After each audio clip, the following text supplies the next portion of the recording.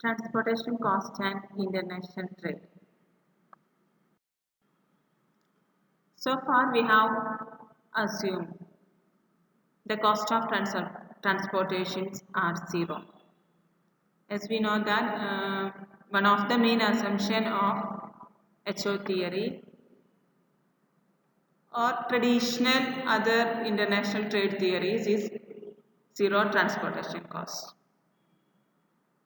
But in reality, the cost of transportation will not be zero. The cost of transportation definitely will affect the international trade. The transportation cost affect the international trade directly by affecting the price of the commodity in exporting and importing countries, and the transportation cost indirectly affect the international location of production and industry. Transportation will have an effect on international trade directly by affecting the price of the traded commodities in the exporting and importing countries, and transportation costs affect indirectly by affecting the international location of production and industry. The cost of transportation include freight charges, warehousing cost of loading and unloading, insurance premiums, and interest charges while goods are in transit. These are the main transportation costs. There are two ways for analyzing transportation cost on international trade. First one is general equilibrium analysis and next is partial equilibrium analysis. There are two ways for analyzing the transportation cost on international trade, that are general equilibrium analysis and partial equilibrium analysis. Here we discussed only partial equilibrium analysis. That is enough for our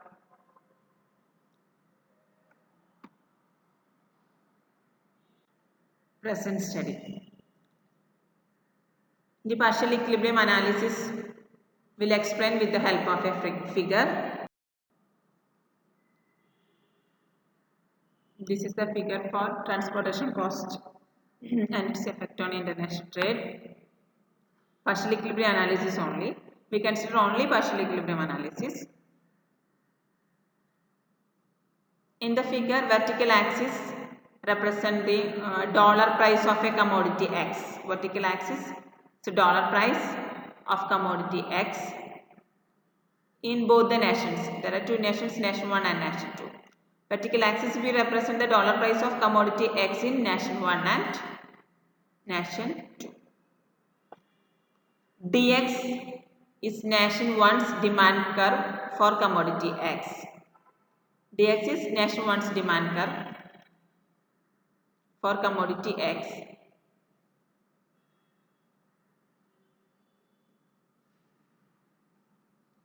Sx is nation 1 supply curve of commodity X. The first part, nation 1 case. Even nation 2 also, dx represent the demand curve of nation 2 and Sx is the supply curve of nation 2. In the absence of trade, first consider the nation 1 case. In the absence of trade, nation 1 produce and consume 50x where demand and supply of commodity X intersect. Nation 1 produce, in the absence of trade, nation 1 produce and consume 50x at price equal to $5. In the absence of trade, nation 1 produce and consume 50x at a price $5. that is price of X equal to $5. The nation 1 consume and produce only 50X. Nation 2 also produce and consume 50X at price equal to $11. That is a difference, huge differences in price of a commodity X between countries, nation 1 and nation 2. Nation 1 produce and consume 50X at price equal to 5, but nation 2 produce and consume 50X, but the price is $11.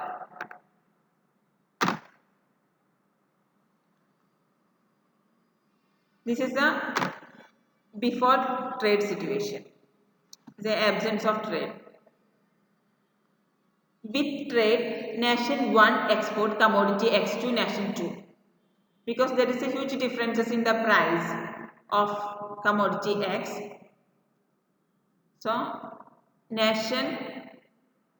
nation 1 commodity X price is equal to $5, but it's nation 2 it's $11. So, nation 1 export commodity X to nation 2.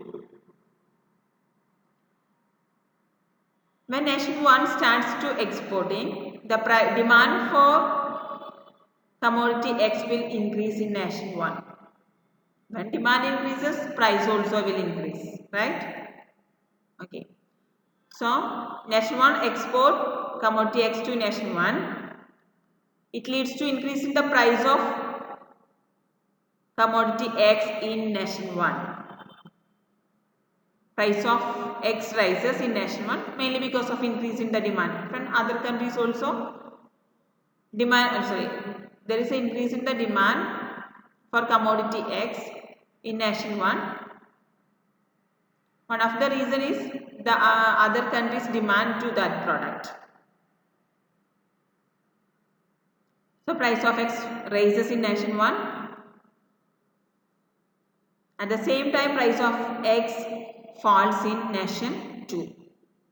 Because nation 1 started to export in nation 2, the supply of commodity X will increase in nation 2. When supply increases, the price will fall. When nation 1 started to export, the demand will increase, the price also increase in nation 1. So as a result of export, price of commodity X increases in nation 1 and price of X is falls in nation 2. Here we assume transportation cost is $2.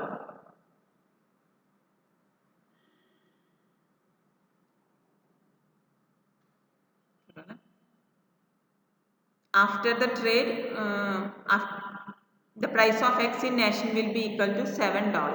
Because the demand increases, the price of nation 1 is increased to $5 to $7.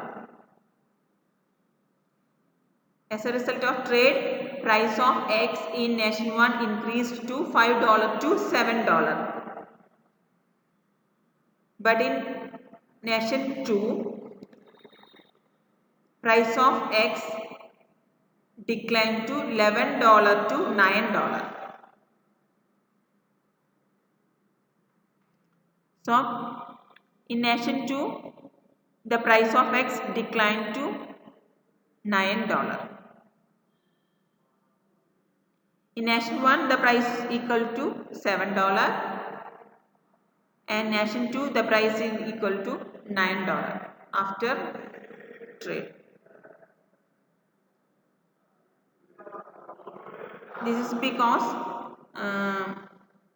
actual price is $7 in nation 1, then transportation cost is $2. 7 plus 2 equal to 9. So the price in nation 2 equal to $9.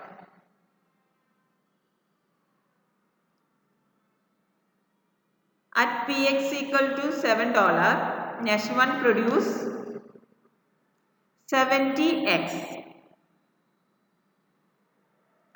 At price $7, nation 1 produce 70x and consume 30x.